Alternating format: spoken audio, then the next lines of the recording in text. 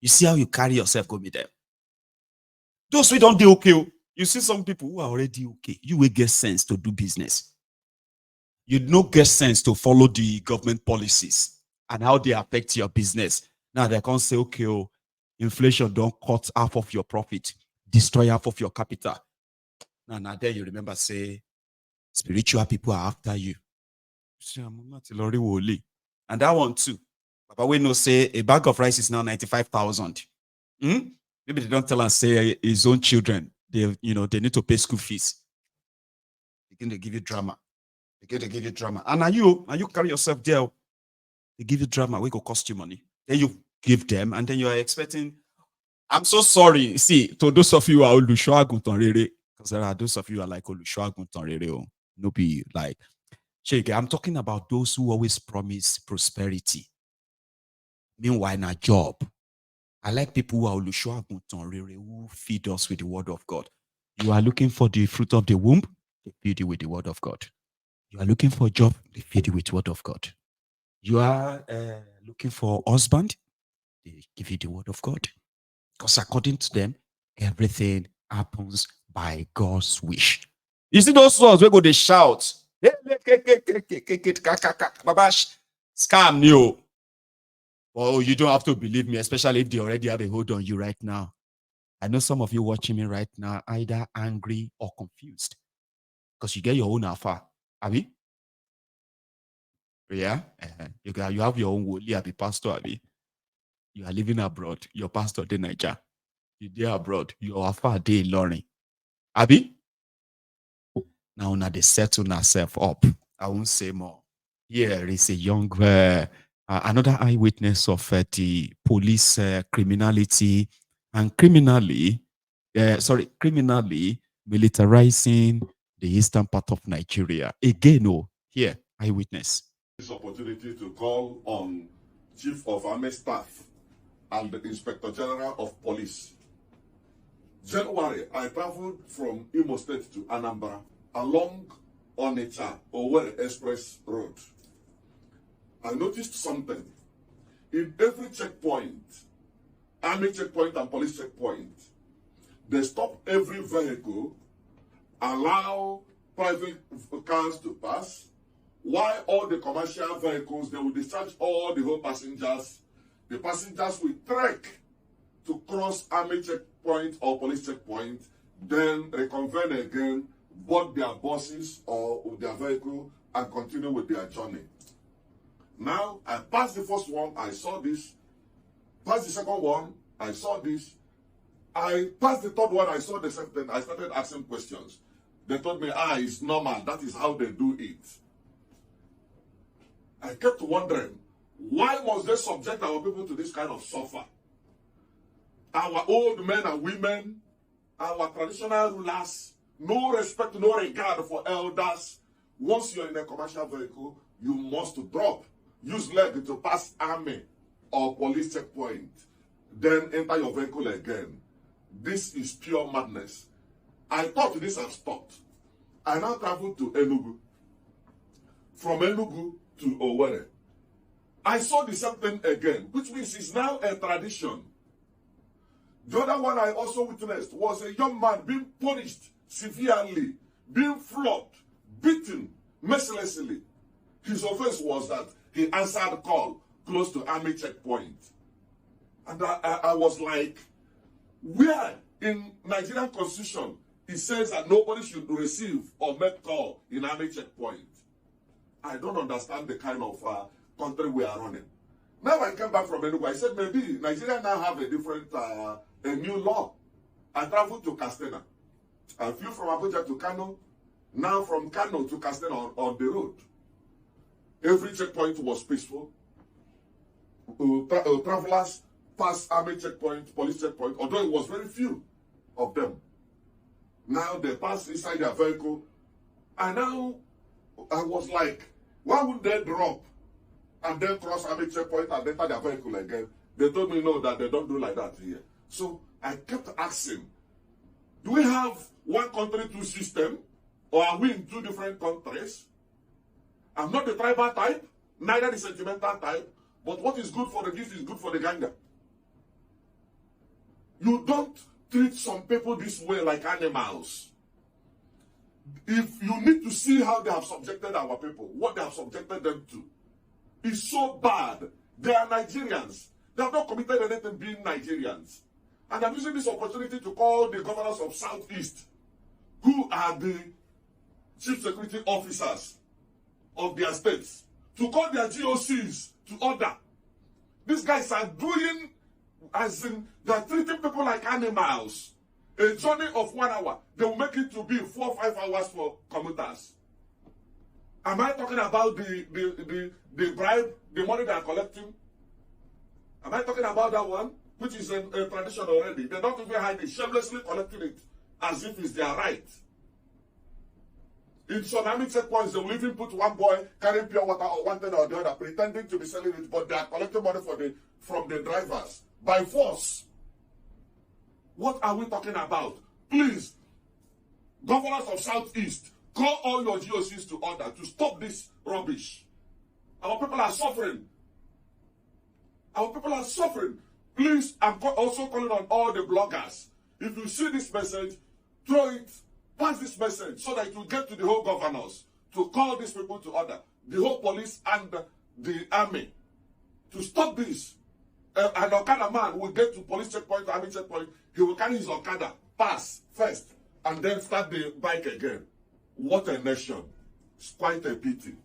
Please. Bruv got uncomfortable and Baba turned on the ring lights. They are intentionally radicalizing the young people in eastern part of Nigeria. And we know why. We have been exposing this for God knows since when. The Igbo politicians who will cry wolf come out and say, oh yeah, once in a while, pretending that they actually care about the people of eastern Nigeria, so to say. Nothing really changes. Nothing. Unfortunately. Here is another person who observed something in Delta. Another interesting sort of observation. But before I show you that one, okay? Because I may forget this and I intend to kind of share it. Here, the Tifnumbu's student education loan, student loan. They have claimed that University of Ibadan, right? The office of the registrar said they collected 201,114,650 naira for 2023-2024 academic session, and they said this amount of money is for 1,370 students of our university who applied for the NEL fund loan. Now, remember that what if Numbu and his gang, I told you they would do is that you are going to see, normally if a government does a policy and they call it student loan, as a student, once you have your ID, you should be able to go and apply for it. That's what is called student loan, so to say, right?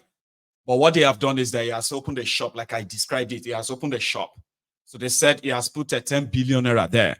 Now, this 10 billion naira is going to be shared as the committee sharing it as they deem fit. And it's going to be based on availability of money. Shebi, you remember that 10 billion then, right? So they said they have given the Ahmadu Bello University, okay? There is no traces of all this stuff, but students who have collected part of the loan, they said they've collected the loan. So Ahmadu Bello University, Zaria.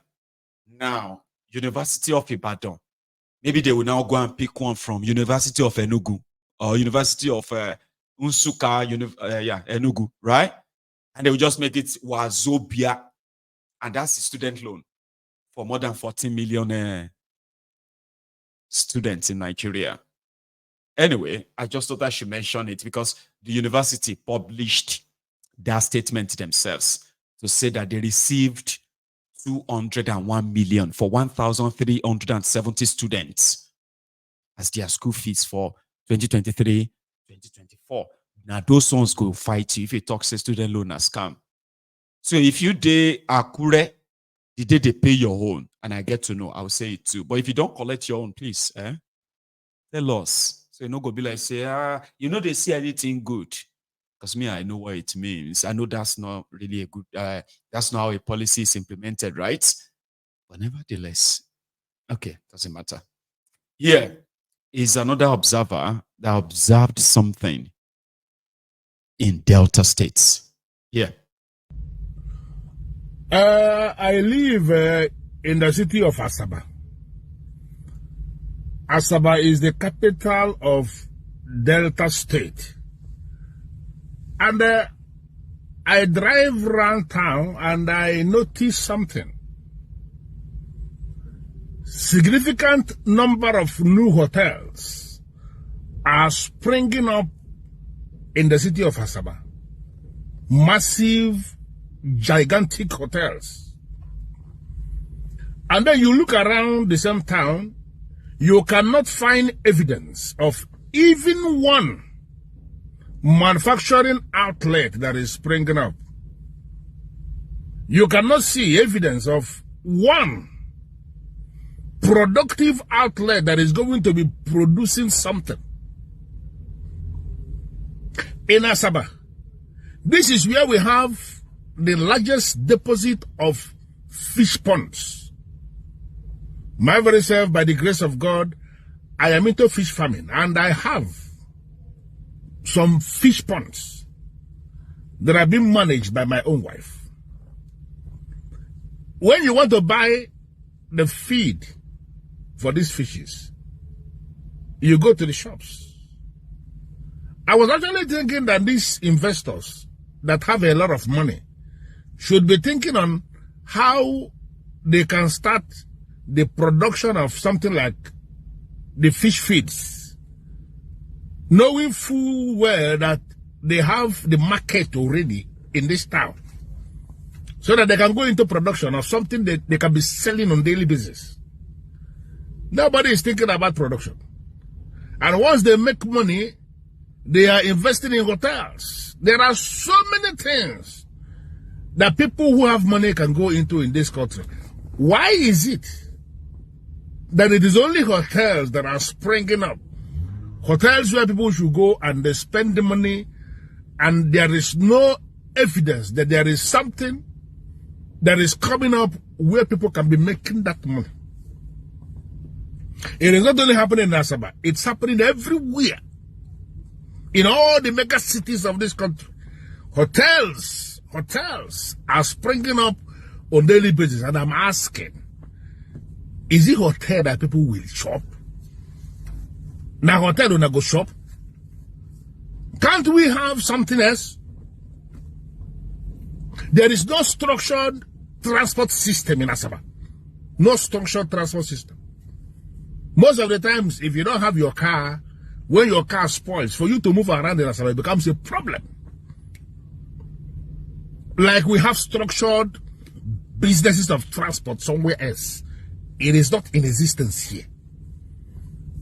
Even the state transport system that was launched some years back, where you have mega buses that are running all over the state, all those buses are all packed up now. They are not working anymore. When you walk, drive through the place, their workshop, you see the buses that are packed. All of them completely gone. Nothing is working, and the hotels are springing up. I don't understand. Does it make, why, when are we going to become productive in this nation? The fish feeds we started to buy, when I went into fish business, we were buying one bag of the fish feeds for 7,000. As I'm talking to you now, it is 24,000. 24,000 for one bag. And sometimes you are required to buy up to 50 bags. Can somebody help in any way? Can somebody just help? Can we understand the ideology of production and not just consumption? That is the only way we can start to salvage this economy gradually. We are calling for help. What is all this? In every street, you will see a mega hotel that is springing up, and nothing is being produced. Just for people to go and relax. It doesn't make sense. It doesn't make sense.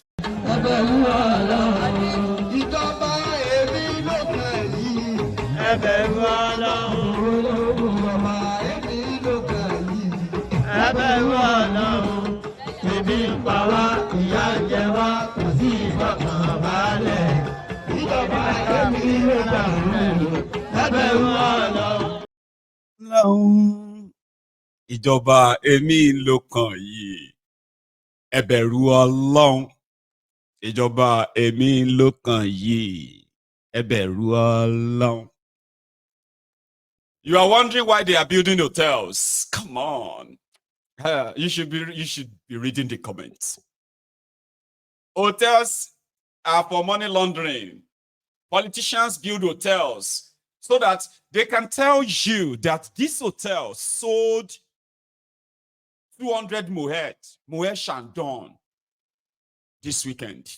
How much is Moet in your hotel? So Moet is about 450,000. Moet, that champagne, 40 pounds. No, not that one. This one is a special one. It is 1.2 million naira champagne. Then they go list that. They go say they don't sell 500. 1.2 million times 500. You can launder 500 million naira just like that through the hotel. Just say you sold all the drinks. That's it. So when the money appears in the bank, it just says sold drinks, entertainment, abracadabra hotel. Money laundering. That's why your politicians are building hotels. That's why they are not building industries. They are not building manufacturing companies to fill in the gap. The money they are stealing, rather than put it into production. No. Production, bao. Nigeria is just like a graveyard. Graveyard that a lot of them always go to, like the vultures. You know, when vultures goes to the graveyard, or like to go and look for the carcass of a dead animal or a dead human. That's exactly what these guys are. They are scavengers, scroungers, chronic pickpockets. Nigeria is just like a graveyard, you know, for them. They go to Nigeria, wherever they can scrape from anywhere, everywhere, pack everything, launder it out to go and flex in the West. Someone returned to Nigeria and found this. Like, why can't we just even preserve this common nature? This is nature. Waterfall. Ability fall.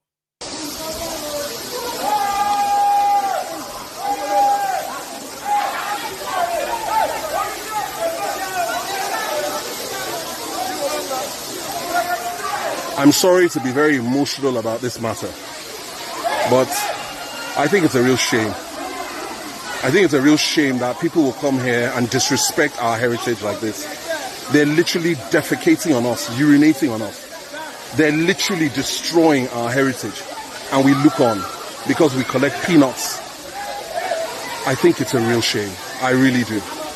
And I really believe that we can step up and do something about this.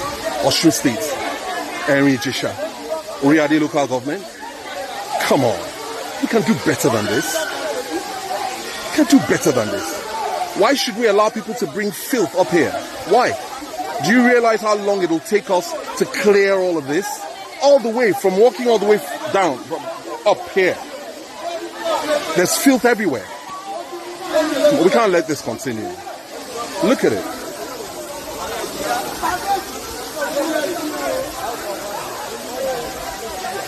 Look at it. Right in the middle of grandeur, we have filth. See how grand it is? Should this always be the narrative in Nigeria? Should this always be what we talk about? Should it always be about destruction and filth? Why can't it be about beauty and development? Think about it. You complain about insecurity, right? You complain about unemployment, right? Yes. You complain about the fact that, oh, we are hungry, right? Right. You say we want to protest, right? Right. You say, oh, you don't have medical facilities, Right. You say you don't have good schools and good teachers, right? You say minimum wage, right? Right. It's right. Can't solve all the problems. when they're born, you never seen this kind of abuse before. Turubu, I must abuse you. Turubu, number 1, Ogu Okiyopa. Turubu number 2, Ogu Okiyoma. Turubu number 3, Ogu Okiyo your children. Turubu number 4, Ogu go bury all your family. Turubu is a goat, yo. A goat, yo. Turubu is a goat, yo. Tulubu is a goat, yo. A goat, yo. Tulubu is a goat, yo. Ewausa. In Lagos, they say they want to save the life of the drivers in Lagos. And according to the, I think it's the Ministry of Environment, they decided to go after the people where they sell the energize. What do you call that thing again? Like when people get drunk and then they have to drive. Okay, don't worry. Just drink, drive. They said to stop the drink and drive or drink, drunk, drive. They decided to go after the suppliers. This one happened somewhere in Lagos. Said the task force went after those who are selling alcohol to the drivers that they believe are crashing cars in Lagos.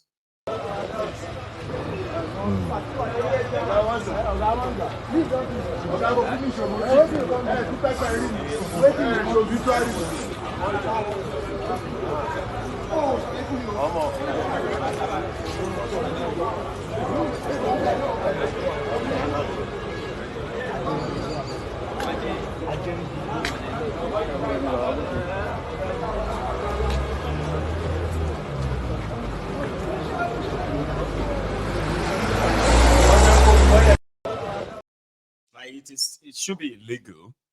You know what I mean? Like people selling alcohol, you know, at the motor parks. Anyway, that's that. So I've actually shoot 2 hours from our time. Well, we can still take calls tonight. Today, we are now just 10 days away from the Yoruba Union Summit taking place in Glasgow. 10 days away. 10 days. And if you do have any plan of being part of that, it is not a Mogbomo branch event. You will need to book your seat. And I've been talking about this all this while, all right? So if you still think you can be with us that time, which is going to be next week, right? It's going to be sometimes next week, is it?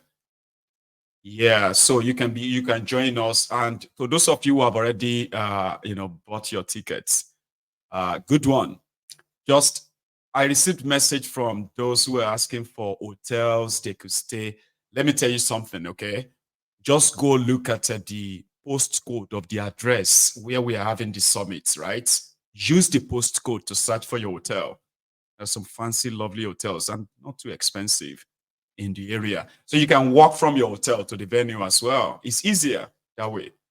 And if you are staying with anybody in Glasgow, right? Also take a look at the postcode. Africa Wala is coming from all the way from Canada. And then we have this brother there too. Olowo is coming all the way from Ohio in US. Same with Yomito to coming all the way from Texas in the US as well. And then we've had this, I don't know if I should mention your name, but don't worry. We have this couple coming also from Ireland, which is Republic of Ireland. So you can join us as a family, or you can go on and get yourself signed up. As a Yoruba person, sign up on the yorubaunion.org as well. Join this movement. We have something, right? That 1 million of the rogues in Nigeria, they will never have such audacity to send any of us to jail because they do not have that power. And we need to begin to actually pull ourselves together now. Only us can liberate us. So I'll take a break. So when I come back, I'll take calls. And yeah, I've missed everyone, but here is the chance for us to have a chat. you can react to this, or you can possibly share with us whatever it is that I've left out. And if you have to go, at least like the broadcast before you go. And those who are staying, right? Wait for me. I'm coming back.